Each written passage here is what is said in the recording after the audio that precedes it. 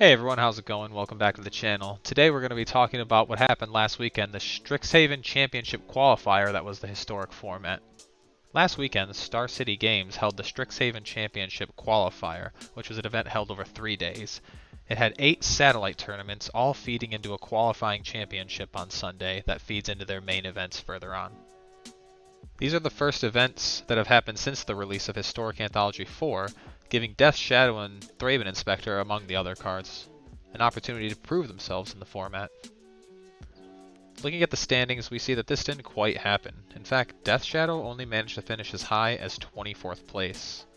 The top 8 consisted of 3 sacrifice decks, with Red-Green Company, Sultai Ultimatum, Mono-Red, Mono-Blue, and Green-White Company joining them. The sacrifice decks were split between 1 copy running Collected Company, and a new build cutting the sorcery for an option to play Gilded Goose, Corvald, and more non-creature spells in the main, like Thoughtseize and Binding the Old Gods. Trail of Crumbs is also featured in this new food build, giving the food tokens a pseudo-clue effect, keeping ahead on cards without compromising the deck's main strategy. The second place Green-Red Company deck is a typical collection of aggressive creatures and Embercleave, using Collected Company to close out the game with overwhelming pressure.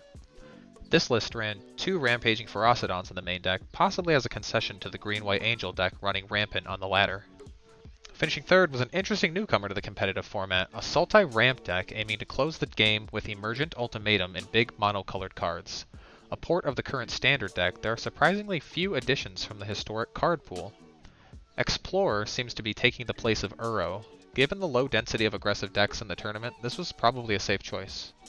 Nissa Who Shakes the World threatens to power out these big spells early, but there's only 1 copy in the entire 95 card list. Was this deck successful in this tournament only, or will it become yet another mainstay on the historic ranked ladder? Both Mono Red and Mono Blue each took a spot in the top 8 on Sunday. While the colors and cards are different, the decks are very similar. Both aim to use cheap, powerful creatures to wear the opponent down, while leveraging 1-cost instants to give the opponent trouble predicting the safest lines of play. The red list used Thermo Alchemist, Grim Lavamancer, and Soulscar Mage to create battlefield presence.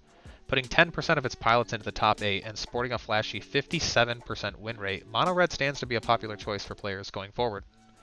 The blue list opted for a Spirit sub-theme backed by cheap permission spells and the powerful Curious Obsession. While only 5 players chose the blue deck for this event, a win rate of 48% puts the deck miles behind its red counterpart. And in 8th place was the Green-White Company deck of a non-Angels variety, using aggressive and efficient creatures like Skyclave Apparition, Kazandu Mammoth, and Luminarch Aspirant. The deck features the popular strategy of playing creatures and then resolving Collected Company to play more creatures. This deck relies on the sleekness and efficiency of the individual pieces rather than on synergy like the Sacrifice and Angel decks. This makes the Green-White Company build very good against other linear decks, but it's much worse against the synergistic effects of gaining life and making Angel tokens.